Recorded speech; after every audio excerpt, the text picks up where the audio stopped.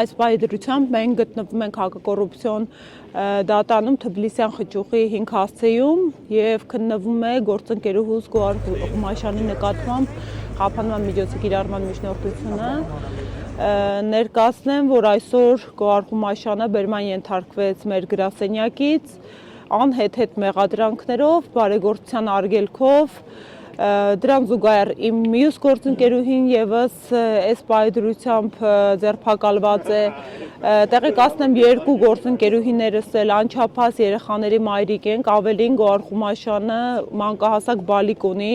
ում կերակրում է ու ֆիզիոլոգիական անհամատեղելիություն կա այս իրավիճակի ու ասեմ ավելին ակնհայտ է միջնորդությունը ու այս ողջ process-ի քաղաքական նպատակաուղղվածությունը պատժիչ տարերով, որովհետև բնավ հարկ չէր այսպիսի ծայրահեղ միջոցառումների կիրառումը, եթե ծանուցվեր եւ հրավիրվեր երկուստ եք, գործընկերուհիներս երկուսն էլ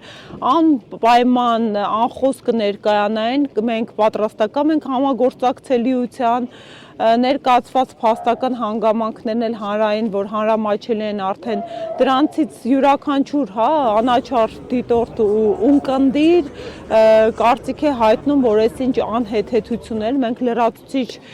դրանց հետ կապված հանդես կգանք հայտարարություններով եւ լրացուցիչ պարզաբանող նյութեր կհրապարակենք քիչ անց։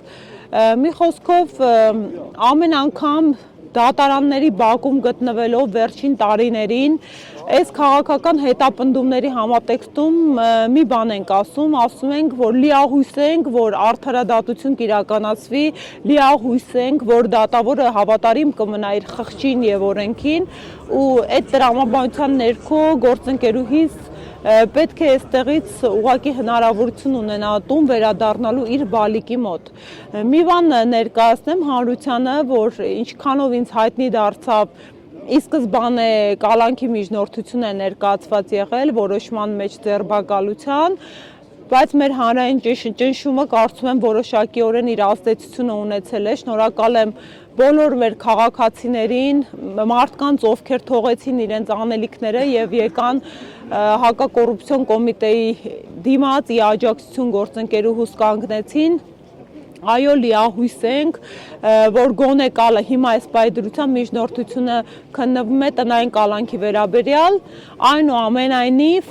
դա կրկին ընդգծում եմ համաչափ չէ իր ողջ տարերով հանդերձ, Գոհար Ղումաշյանը որևէ հանրային վտանգ չի ներկայացնում, խնդիր չկա նրան հանրությունից մեկուսացնելու ու որևէ կերպ չի կարող խոչընդոտել գործի արդար քննությանը, հետևապես ու հիմնարար պատճառն այն է, որ նա կերակրող մայր է, պետք է գտնվի իր զավակի որդու կողքին։ Սպասենք, տեսնենք քննության ընթացքը ինչ ցույց կտա, լիահույս եմ, ինչքան է որ մի քիչ կանխատեսելի է զարգացումները, որ գործընկերուհիներս սրան զուգահեռ նաև արտաշատում է մեկնարկում Վերժինե Ստեփանյանի մյուս գործընկերուհուս նկատմամբ խափանման միջոցի կիրառման միջնորդության քննությունը, որ երկու գործընկերուհիներս էլ հնարավորություն կունենան վերադառնալու իրենց անչափահաս բալիկների մոտ։ Բաժանորդագրվեք Արմատ մեդիայի ալիքներին YouTube-ում, Facebook-ում, Instagram-ում եւ Telegram-ում։